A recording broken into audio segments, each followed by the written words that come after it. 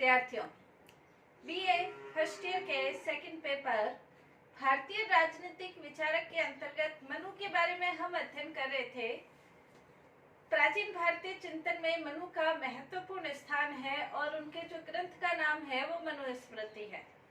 मनुस्मृति क्या है उसके बारे में हम अध्ययन कर चुके हैं। आज मनुस्मृति के अंतर्गत जो सामाजिक विचार है उसके बारे में हम अध्ययन करेंगे।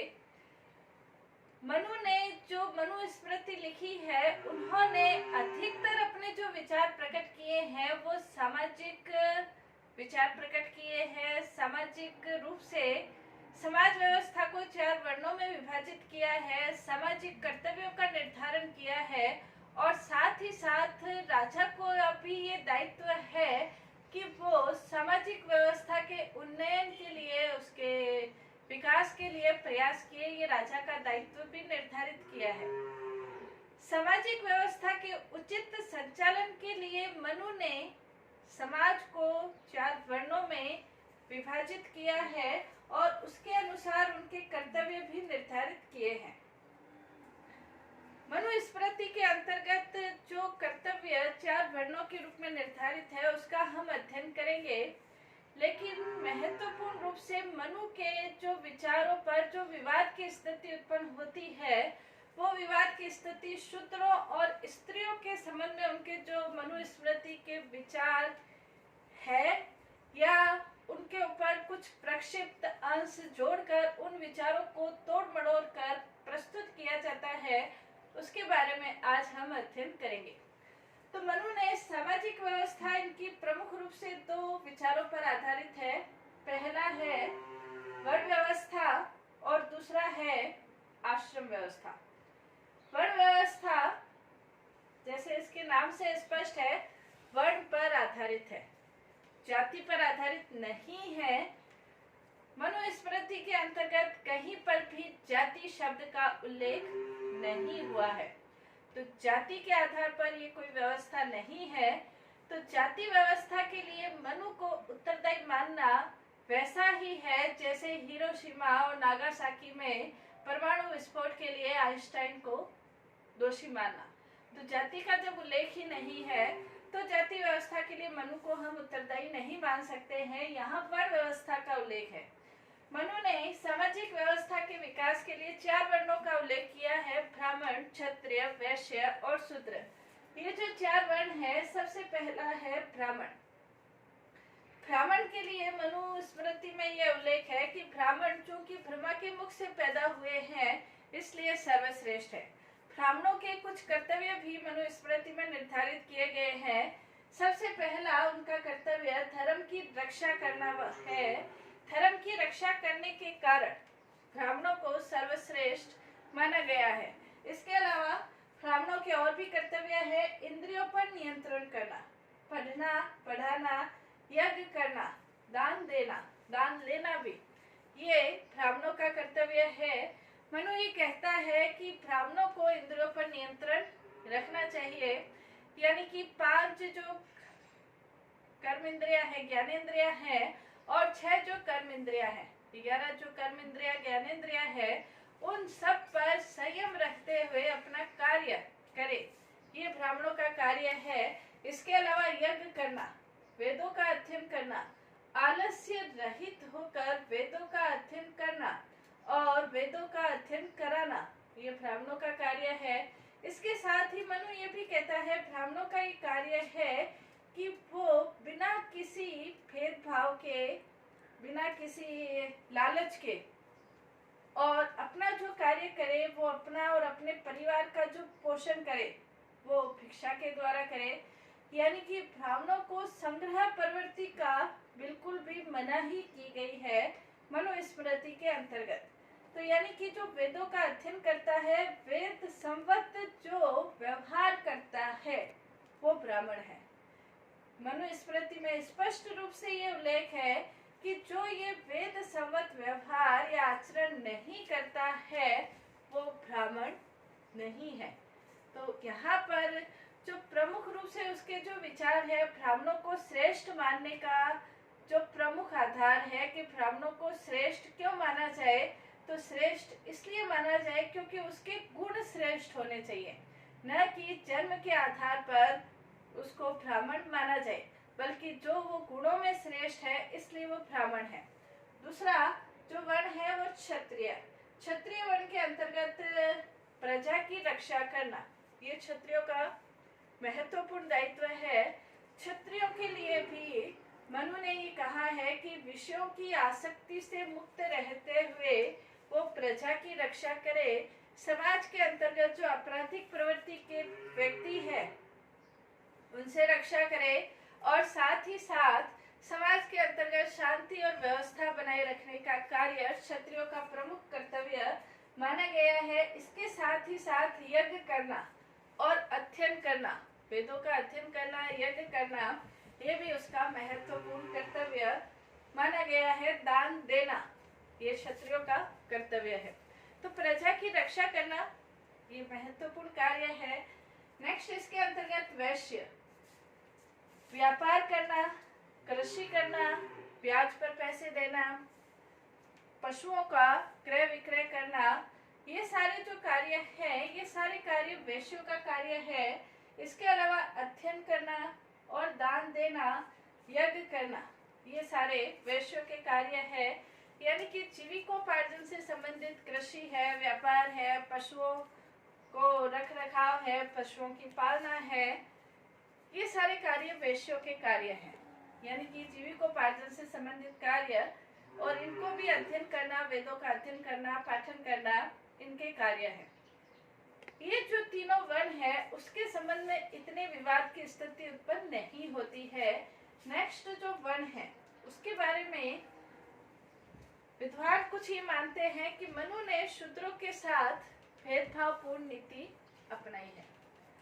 अगर वास्तव में मनु स्मृति का अध्ययन किया जाए तो मनु स्मृति का जो अध्ययन है, जैसे रामायण और महाभारत हमारे समक्ष है, तो रामायण और महाभारत के समक्ष भी अनेक प्रकार के प्रक्षिप्त अंश का तात्पर्य ये है कि जिन श्लोकों को बाद में जोड़ा गया है, जो कि वास्तविक जो मूल ग्रंथ है उसके वो अंग नहीं है, बल्कि जिन्हें बाद में जोड़ा गया है। मनुस्मृति भी बाद में, इसके अंतर्गत भी कुछ ऐसे श्लोक कह सकते हैं, कुछ ऐसे ग्रंथ कह सकते हैं, या कुछ ऐसी परिभाषाएं कह सकते हैं जो प्रक्षिप्त अंश के रूप में है, जो बाद में जोड़ी गई है। अगर हम वास्तविक रूप में इसका अध्ययन करें तो क्या मनु ने वास्तव में शूद्रों के साथ भेदभावपूर्ण नीति अपनाई है? जैसे कई किताबों में लिखा गया है कि शूद्रों को वेदों का अध्ययन करने की मनाही है, लेकिन वास्तविक रूप में यदि हम मनुस्मृति का अध्ययन करें तो मनुस्मृति के अंतर्गत शूद्रों को वेदों का अध्ययन करने की मनाही नहीं है, बल्कि उन व्यक्तियों को शूद्र कहा गया है जो वेदों का अध्ययन नहीं करते हैं। तो बाद में कितना फर्क है, शूद्र वो नहीं जिन्हें वेदों का अध्ययन नहीं करना, बल्कि वो व्यक्ति जो किसी न किसी कारणवश, यानी कि अपने आलस्य के कारण या कोई आसक्ति के कारण या विषयों में लिप्त होने के कारण यदि कोई व्यक्ति वेदों का अध्ययन नहीं करता है, तो ये स्पष्ट रूप से मनुस्मृति के श्लोक 2 के अंतर्गत अध्याय 2 में 168 में ये स्पष्ट रूप से उल्लेख है। इसके अलावा मनुस्मृति के अध्याय 2 में 138वां श्लोक है, उसमें भी स्पष्ट रूप से उल्लेख है कि व्यक्ति का जो प्रतिष्ठा का आधार है वो उसका जन्म नहीं है, बल्कि प्रतिष्ठा का आधार उसके विद्या, उसके गुण, उसके आचार, उसका शील, ये उसकी प्रतिष्ठा का आधार है। तो जो व्यक्ति की प्रतिष्ठा का आधार यदि उसके गुण हैं, तो प्रतिष्ठा का आधार गुण है, तो फिर हम उसे शूद्र कैसे मान सकते हैं? तो ये मनुस्मृति के अध्याय 2 में जो 138वां श्लोक है उसमें प्रतिष्ठा के आधार की स्पष्ट रूप से गणना की गई है।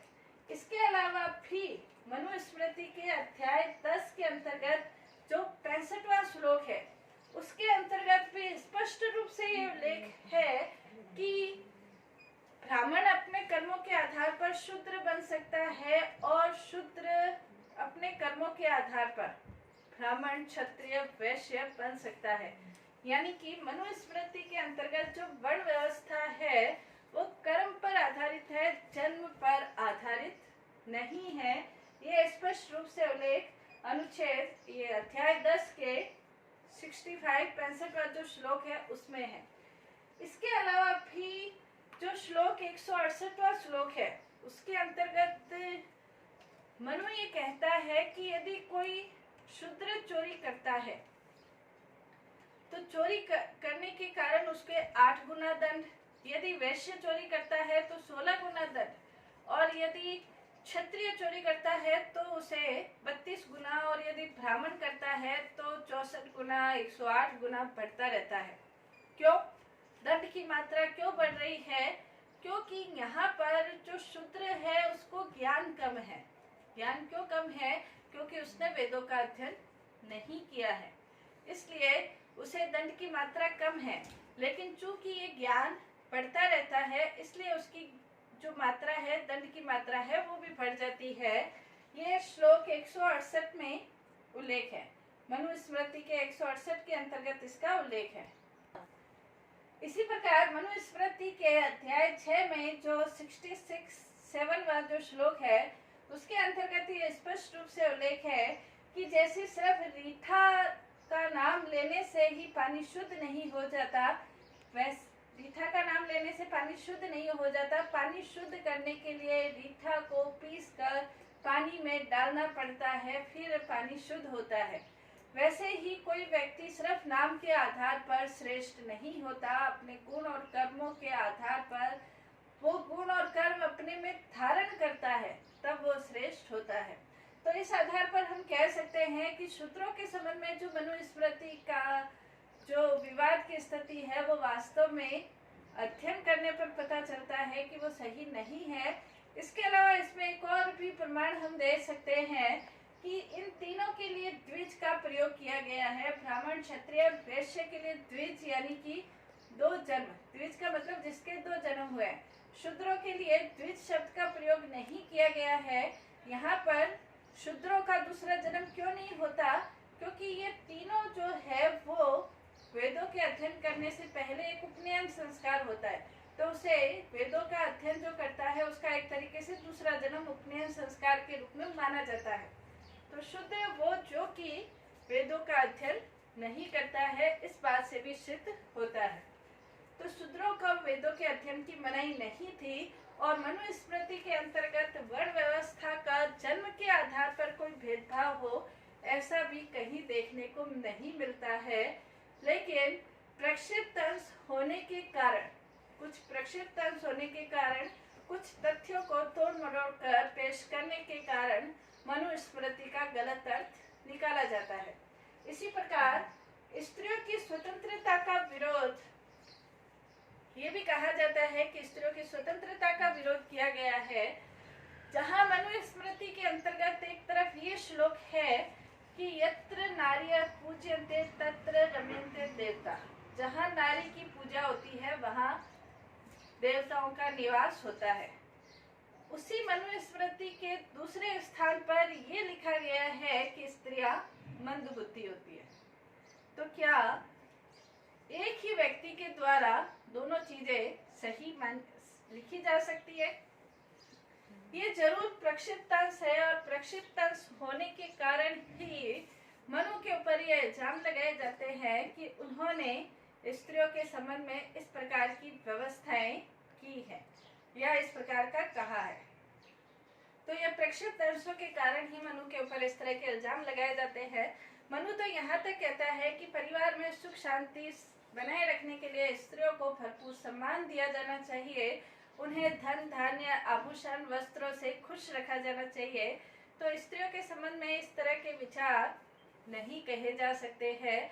इसके साथ ही साथ मनुस्मृति के अंतर्गत अनेक श्लोकों में इस बात का उल्लेख है कि स्त्रियों को भी विद्या, आभूषण, शील, पवित्रता, आचरण, इन गुणों को धारण करना चाहिए। जब स्त्रियां विद्या ग्रहण ही नहीं करेगी तो इन गुणों को कैसे धारण करेगी? स्पष्ट रूप से उल्लेख है कि विद्या इत्यादि को धारण करना चाहिए। तो ये प्रक्षिप्त अंश के रूप में जोड़ा जाकर स्त्रियों के संबंध में मनुस्मृति के ऊपर इल्जाम लगाए जाते हैं, वो वास्तव में सही नहीं है। नेक्स्ट है आश्रम व्यवस्था।